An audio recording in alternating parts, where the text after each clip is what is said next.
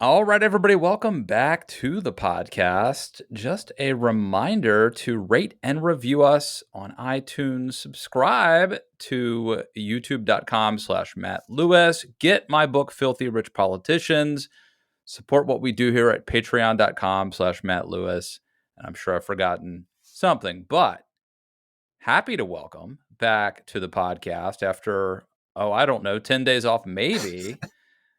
Guy Denton, he's a research assistant at AEI and a writer at The Dispatch. Guy, welcome back to the news. Thanks so much for having me back on, Matt. I was trying to think the entire time you were talking of a creative and politically appropriate Huey Lewis reference I could make to complement the title of the show, but I've got nothing.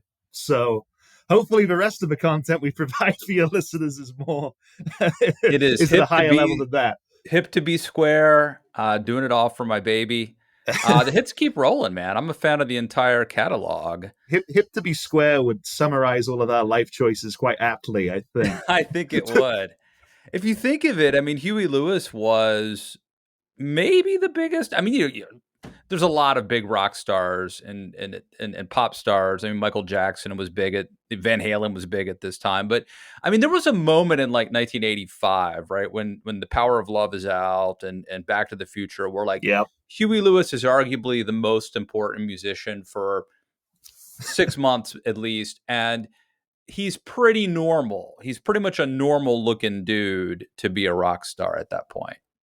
You know, it's funny. I don't really have much of a sense of how popular Huey Lewis was in the accursed, benighted hellscape of England, where I grew up, as opposed to the US. I'm not sure if it was ever quite the same phenomenon, but I think it was close compared to certain other people who were never really, even though they became subsequently, especially through the power of nostalgia and everything, and their music being used in TV shows and such. Like Kiss was never really a thing in England. A lot of big American phenomenons never quite made it over the pond for whatever reason in their day. But I think Huey Lewis actually did. Funnily enough, I guess the power of love was just that irresistible. It's a powerful thing. I will say I like Huey better in the makeup era when he was wearing the black and white makeup and all that. But if Huey without the choker and leather just does not appeal to me. I only want him when he has the bat wings and is breathing fire on stage. In between, I Want a New Drug and other intimidating hits. Who was it? Someone recently, was it Jonah Goldberg, said that he thought I Want a New Drug was I Want a New Truck for years? Yeah, I had heard. Well, Weird Al Yankovic did I Want a New Duck, which... Okay. But I think it was Jonah who said that he thought for a long time he was saying I want a new truck. Someone should do an ad. That could be like, even to this day, you could do that. It's like, why did Bob Seger get all that Like a Rock money? That should have been Huey Lewis's I Want a New Truck. Or maybe, Matt, you and I should stop giving these lucrative ideas away to your listener base and should capitalize on them ourselves when they come to us instead of publicizing them. Well, I guess we should talk politics. Should we? You don't want to talk about Huey Lewis for 45 minutes? we probably should. There's literally dozens of listeners now who are now outraged. Right. We should save. This is the kind of content we should save exclusively for patrons. You know, the people that is true. The people who really want Matt Lewis and the news content.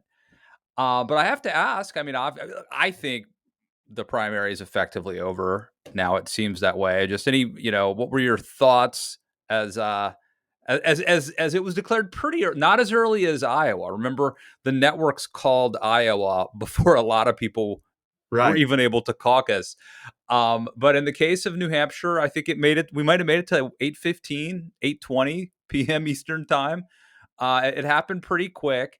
But to me, Guy, the thing that I am trying to figure out is, why is it that Nikki Haley, all of a sudden, as soon as she lost New Hampshire, turned into this amazing candidate who I think has been kicking ass ever since she lost? So I would agree with you that as it stands today, right, The primary is effectively over. However, I'm glad it's not. And I actually think that just about everyone who will be listening to this show right now should also be glad it's not for a couple of reasons. Most obviously, if you're a conservative of our persuasion, right, i.e., classically liberal, still believes that the rule of law is a good idea, that patriotism is preferable to nationalism, that free trade and free markets are a good idea. But not even that, if you're also just a moderate Democrat who would like some sensible political ideas and policy proposals and would not like the country to be governed either by a cartoon Cheeto or a walking corpse for another 4 years, you're probably going to be quite concerned about the prospect of a Trump Biden rematch. And an antidote to that should be something that should excite you, as unlikely as the prospect may be right now. But also, I think Haley is aware of the fact there was a long piece in the Dispatch the other day, well reported, about how a lot of Haley sources told the team there that Haley has no interest, at least right now, we know how politicians are, but Haley is saying right now that she has no interest in making another bid in 2028. She wants to put all her chips in on 2024. And so what's we don't know any it's still only in January. God knows it feels much later in the year than it actually is, but any number of things could happen in domestic politics, in global politics by November, and also any number of things could happen to Donald Trump, who is aging, incoherent, frighteningly unhinged, even more so than he was in years past, and is also under legal threat from any number of angles. And if Haley, especially since Haley has been has been building up a lot of resources and doesn't seem to be running out of money, and it doesn't seem as though she'll be running out of money anytime soon, even though the polls may not really be favoring her in South Carolina right now, I think for you and I, and for anyone listening to this show, we should be rooting for her. And we should be quite content with the fact that she isn't backing out and isn't allowing Trump to run away with this. Because we do live in a world of hope, Yeah. although it may not seem like it sometimes. No, look, I'm glad that she's there, partly because we need content. So here we are talking about her, right? It's great for us, right? For the amateur pundits. Yeah. Yeah. And also, I mean, I think that, I mean, she does pose a threat to Trump, where there are some percent of Republican voters who are kind of Nikki Haley voters who are probably not going to vote for Trump, and she can stay in the race. And I think there's some good externalities that could come from it, including, as I think you alluded to, just sort of being there as a plan B in case there's some exogenous factor. Trump drops dead. If she's still in the race, if she's accruing delegates, maybe then she could wrest control of the party at a convention or something. I still don't think it would be easy at all, but she would have a claim to being the heir apparent by virtue of having accrued delegates. So I agree with you. I think there's some benefit to her staying in the race, but that's not my question, Guy. My Right. question, and I have not, nobody has been able to present to me a reasonable, acceptable answer to this. Why is it that for the last 2 or 3 weeks of the primary campaign, Nikki Haley ran a horrible race? She couldn't say that slavery caused the Civil War.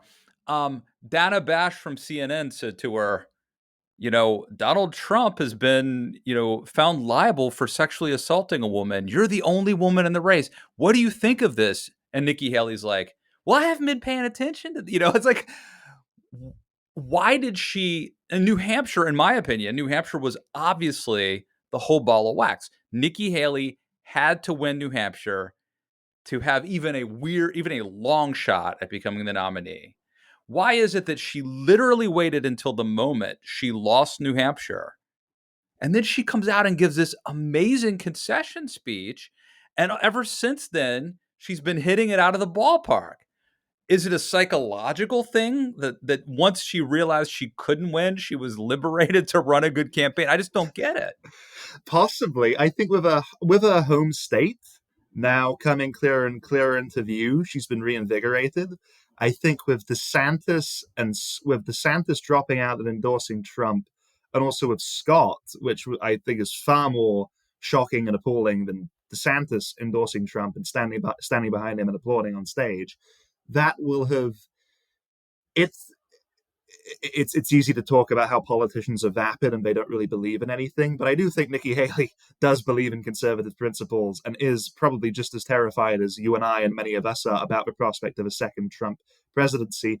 And the psychological element of it, I I think there's a lot of truth to that. It took probably a seismic loss of that level, coupled with the removal of her opponents in the primary, to really bring it home to her. But and again, going back to what at the point we just mentioned, that she's putting it all on the line in 2024, doesn't want to run. She has a family, doesn't want to run again. That actually, I really need to give this my all and take this seriously, because if I can do this, and if I can actually win this, the entire, in many fundamental things, many serious challenges facing the country, and that will affect the future of the country for the coming, not just few presidential cycles, but for the coming decades, could be on the line. And I think also that with the way Trump behaved in the immediate aftermath of New Hampshire on his social media accounts in public, it probably brought home to Haley that by staying in the race, she's really going to get under Trump's skin. She is a Yes. permanent irritant. And the longer she can be there, the more agitated he will become, and the more he will lash out, and the more irresponsibly he'll behave. And that could, even if it doesn't result in her getting the nomination and subsequently being elected, it could pay dividends for stopping him getting back into the White House. Yeah, the weird thing is, like, now she's like sassy and she's messing with Hmm. him, and I think she's like enjoying getting under his skin, and she's funny. She's not afraid of him now. But literally until she lost New Hampshire, she seemed really afraid of him. Yeah. And I just don't understand what has changed. Like, Trump is no less dangerous to her today than he was a week ago. He's no less threatening to her today. The only difference is she had like a 1 in a million chance before. Now she's got a 0 in a million chance. I mean, barring that exogenous caveat that we threw out there. So I just don't get it. But man, something's changed. She is like, it's like when Adrian goes to Rocky and says, "I just want one thing, win, win." Right. And then the music's, the montage music starts playing. Like, Nikki is, it's sassy Nikki. I dig it. I like sassy Nikki I personally. do, I do too. And your point about liberation is very well taken. I would make it even slightly cruder than that and say her attitude might be, okay, I can't beat you, and now it's officially clear to me that I can't beat you, but I sure can screw you over, right? And I can do everything in my power to try to screw you over and to make this as difficult and unpleasant for you as possible. Everyone thinks you're going to run away with this nomination. Your campaign and the MAGA crowd is convinced that you can beat Biden, even though the polls are increasingly not really indicating that and not really going in Trump's favor. But why should I just roll over when I'm the last one standing and let that happen and let my party and my movement, this thing that I dedicated my entire career to, continue to be debased by you and the cronies and the increasingly deranged people that you're surrounding yourself with? No, here's my middle finger. Let's keep this going, and let's fight. Again, and I'm not going to beat a dead horse. The last time I'm going to sort of circle back to this, and then we'll move on. But I would say, if there was ever a state she could have won, right, it was Yeah, New Hampshire. The independents, the Democrats, or not Democrat. Well, you could be a Democrat if at a certain point you could have changed your registration to unaffiliated or independent or whatever. But like, she could have started messing with Trump this way yes, it's a a good point. month ago, and and it would be an even more interesting conversation today. And I wonder, like, would I honestly? I think she would have won. I think she probably would have won New Hampshire if she campaigned the way she's campaigning today. If she had campaigned that way for the last month, I kind of think she would have won. But maybe not. maybe it wouldn't have mattered. So And maybe it was the mix of there was less of a carefree attitude then, coupled with the fact that she, and this is a problem that we could maybe touch on in a second, depending on where you want to take this conversation, she still really hadn't been able to find a clear identity and vision for her campaign, which still doesn't exist. And what was she really doing? You raised the slavery gaffe and some of the other gaffes. What was she really doing in the lead up to New Hampshire? She was flailing. She was making very embarrassing mistakes that she shouldn't have been making, and she didn't really know how to course correct from them, and didn't really seem to be making much effort to course correct from them and to improve her image, or to even really commit to anything that could sway independents in New Hampshire and could sway away persuadable Democrats and could make her more appealing to persuadable Republicans. So it is a bizarre situation.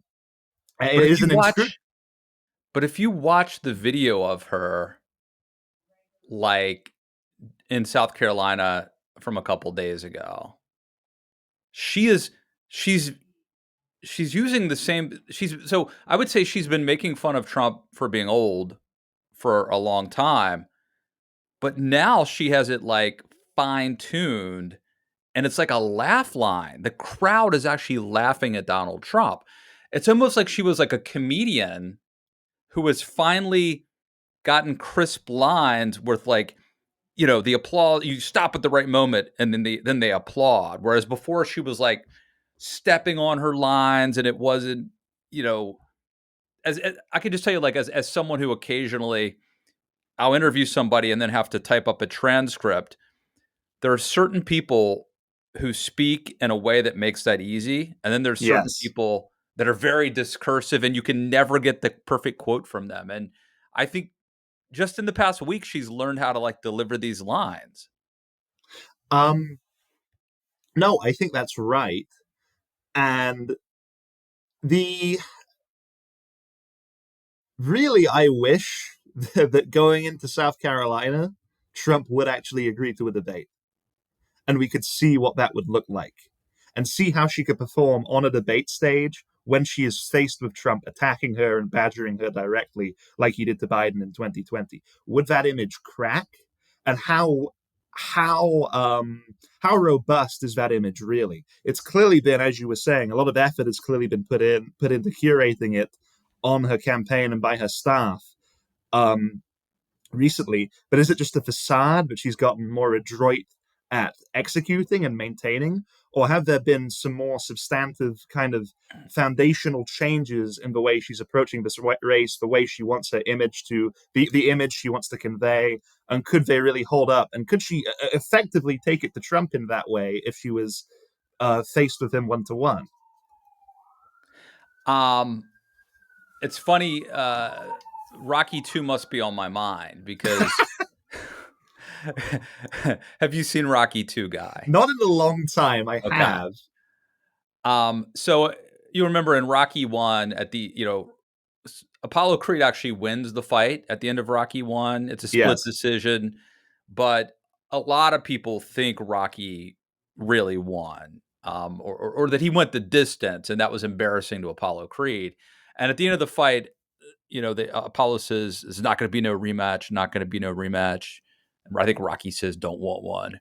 Um, but then in Rocky 2, you know, Apollo starts getting kind of taking a lot of grief from people who are saying, "You're not a real champion. You won, but you didn't beat him." And so Apollo pays this PR company to help sort of lull Rocky into fighting him. And they start making fun of Rocky. And I remember Rocky goes into the gym, in Philadelphia, and there's like flyers of like Rocky being like a chicken or something like that. I wonder, and I thought Chris Christie might be able to pull this off, but I wonder if there's a way to goad Trump into debating. Like if Nikki, I mean, she's trying, but like, what if she really goes there? Like, and just every day, Trump is a wimp. Trump is Hmm. afraid of me. Trump is a coward. I mean, every day, like, is there a way she could force him or humiliate him and force him to debate? Well, surely it's certainly worth trying, right? Like, we know Trump's weak point is his ego. even though he pretends that he can deflect insults, he's really very sensitive to them and hates it when people go up against him and hates it when people attack him in that way, which is when he turns into the biggest bully and when he really lashes out when he feels threatened or like people are trying to step on his toes in the way that he's been stepping on theirs. So especially at this point, again, in going back to what we were talking about, if this is just her trying to go down and take as many people out with her as possible, and she doesn't really think that she's going to win, she might as well be as, without becoming abrasive, be as antagonistic as possible and really play that up. And again, even what is there to really be lost with that strategy, right? Even if Trump doesn't give in and doesn't take the bait and doesn't debate, you make him more flustered, you make him more annoyed, and by turn he says more and more insane things on his hellscape of a Truth Social account, which in itself could be a compelling case for committing him to an institution, and the it makes people, the more you can goad him into, even if you can't goad him into debating, the more you can goad him into saying things like, get out of the coalition, you're not welcome in Yeah. the MAGA camp, I don't want you, I hate you people, I don't need you, the more it increases the likelihood that ordinary people who care about the future of the country are going to say, well, okay, I'll take that bet. I'll take you up on that happily. I don't need you either. I'm going to vote for someone else. I'm not going to help you get back into the White House. So again, being annoying would be a good campaign move, Yeah. and I mean, could she have a really lot of is benefits. doing a good job of trolling him and playing kind of psychological warfare, and it's something I thought Christie might do, but it turns out maybe that's what maybe this is what it's all about. Maybe it was maybe really this is as good as it gets. You know, she was never going to be the nominee, Yeah, and so anyway, I wanted to ask you this because there was one issue that Nikki Haley I think did champion. I think she's on the right side of this.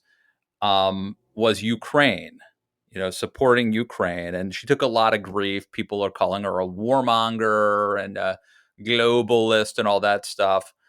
Um, but I think she's right on the issue.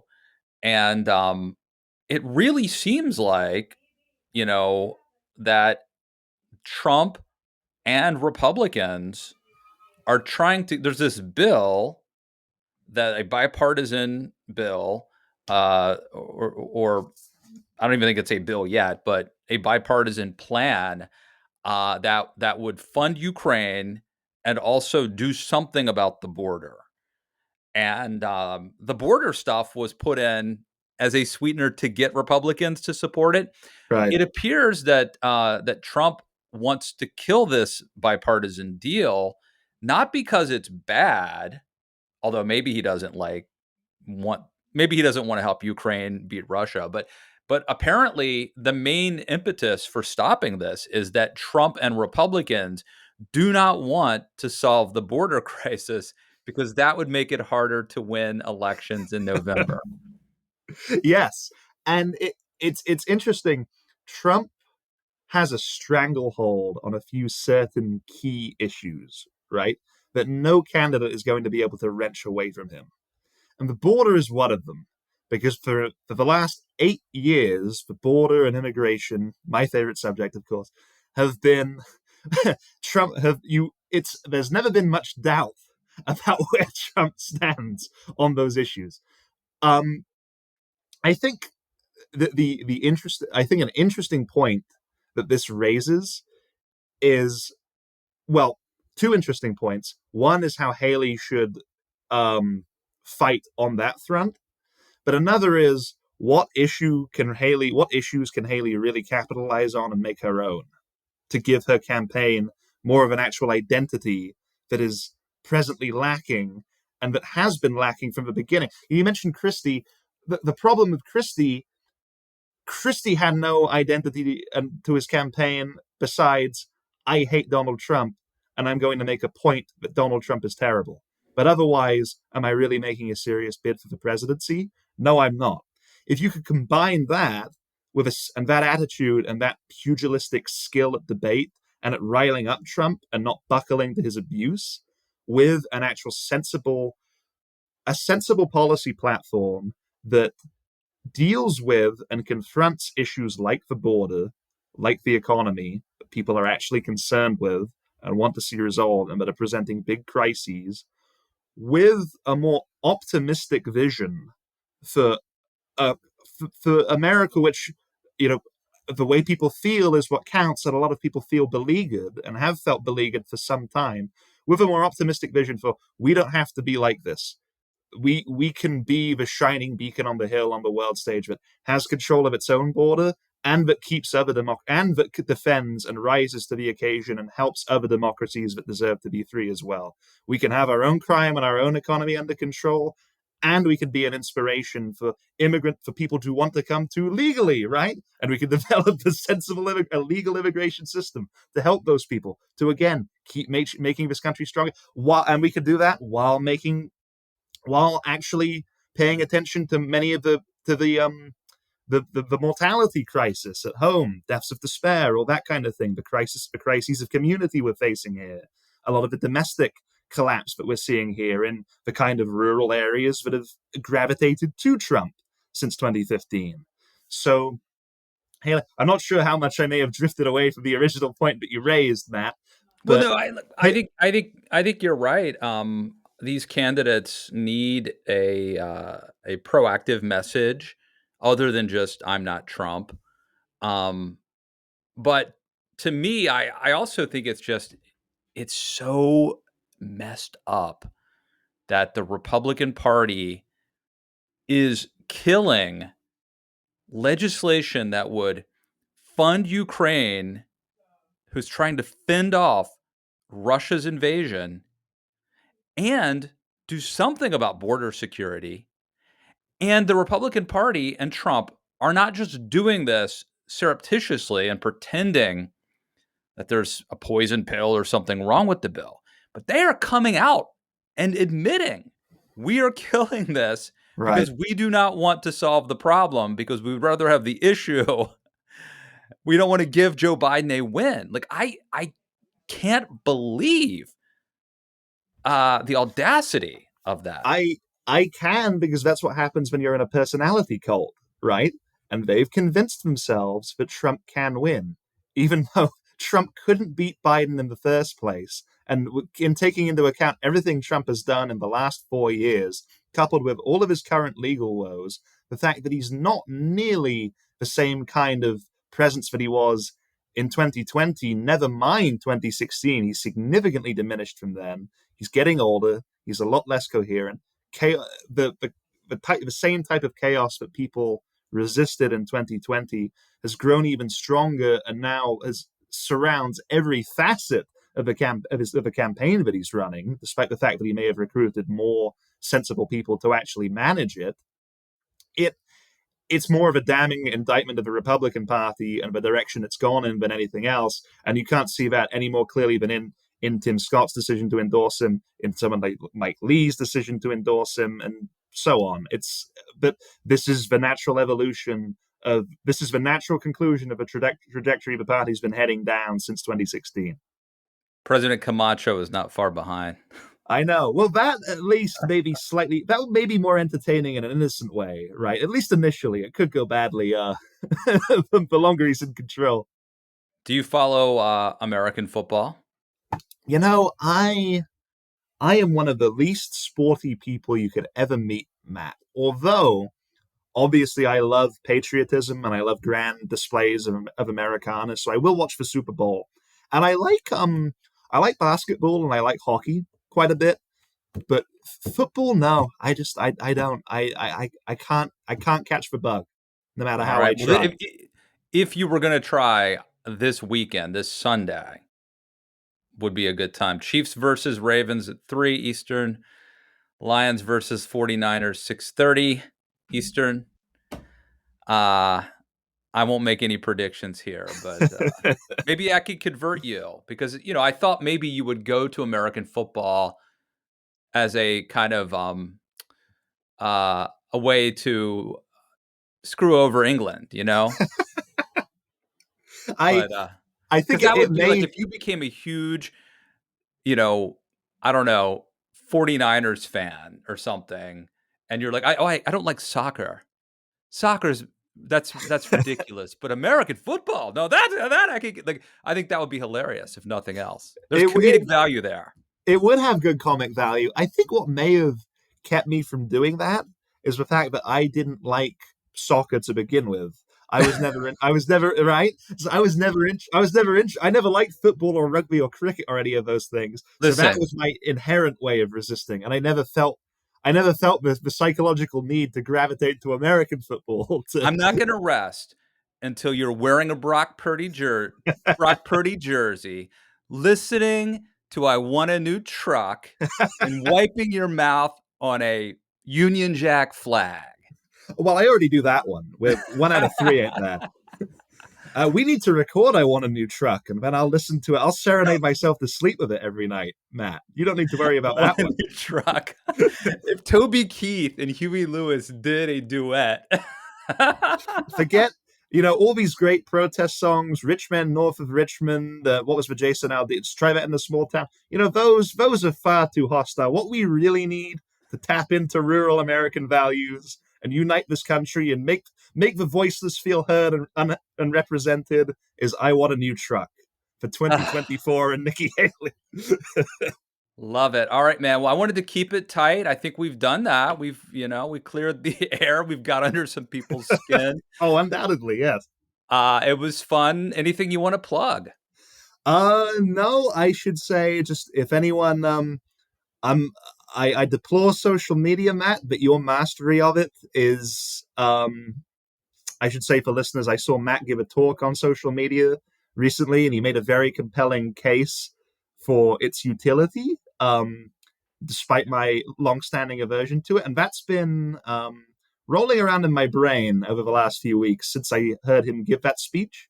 So I may cave, I may give in, but in the meantime, if anyone wants to reach me with scornful words of scornful disdain or sincere appreciation, email me at guyguy.denton denton@aei.org. Well, let me just say one thing I didn't mention when I gave that little presentation about the importance of social media is if you want to do interviews, and maybe you don't, I don't know how much it gets you to do like a podcast, but No, I do enjoy this kind of thing a lot, which is why I'm grateful to you for having me on that, of course. yeah.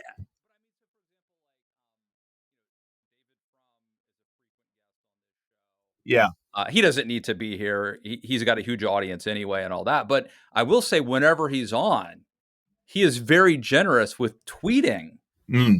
If I'll put up a video of he and I talking or audio, he will tweet it and it will drive up the views and the tweet. So it, I think it's a good incentive if you have a loyal and devoted following of people, you're more likely to get booked on podcasts and Yes. whatnot because it's like, well, there's going to be my people are going to see it, but I can also grow my audience by being exposed to the guests' fan base or whatever. So, anyway, another reason to take the plunge. Maybe by next time you'll convince me and I will crumble. The listeners can watch this this captivating saga unfold in real time, I suppose. I think you could just seize control of Jonah Goldberg's Twitter feed and tweet this out. He doesn't even need to know that this conversation happened. I may just do that. Yes, that's also a good alternative for me. I'm privileged in that regard. All right, my friend, great talking. Let's get together soon. And everybody, don't forget, rate and review on iTunes. And Guy Denton, thank you for coming back on the news. Thank you so much for having me, Matt. It was a lot of fun.